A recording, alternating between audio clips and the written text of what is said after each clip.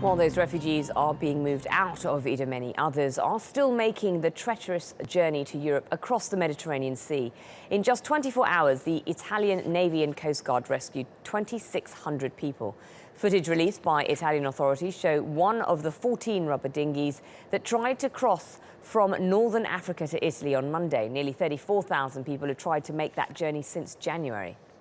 Well, Megan Williams is covering developments from Rome and joins us now with the latest. Megan, what can you tell us about those rescues? Well, they were 14 boats. 13 of them were rubber dinghies. The rescues took place much closer to the Libyan coast in international waters. It was the Italian Coast Guard and Navy, an Irish ship, also Médecins Sans Frontières. Two of the boats were rescued closer to Malta. What this tells us is that the seas are calm. Human traffickers are cramming boats and launching as many as they can now that summer weather has moved in. This has Italy, of course, extremely concerned. There is as many as several 100,000 people waiting to cross over. As you say, 34,000 so far this year have crossed to Italy.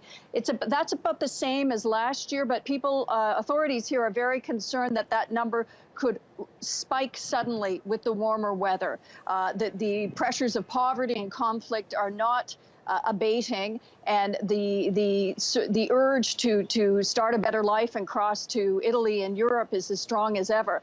And Italy is trying to figure out longer-term plans to resolve this issue. Now, last week in Rome, African leaders met with Italian leaders to discuss exactly that problem, how to stop the flow of migrants, and also how Italy and Europe can economically help Africa. How did that go? That's right. Italy is really pushing the hardest out of all European Union countries to come up with longer-term solutions.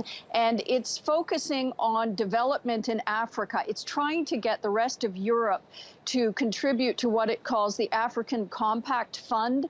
And it's talking about tens of billions of dollars.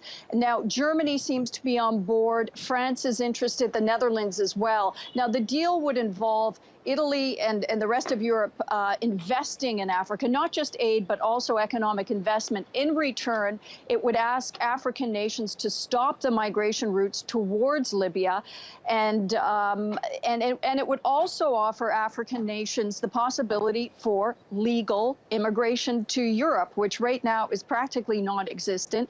All these people who would like to start new lives to come to Europe have no legal ways to get here. And of course, the European economy needs people. It needs people because its own population is stable or declining in some countries, and it needs people to pay the pensions of older people's of the aging population, and also to fuel the economy here. Okay, Megan Williams in Rome. Thank you.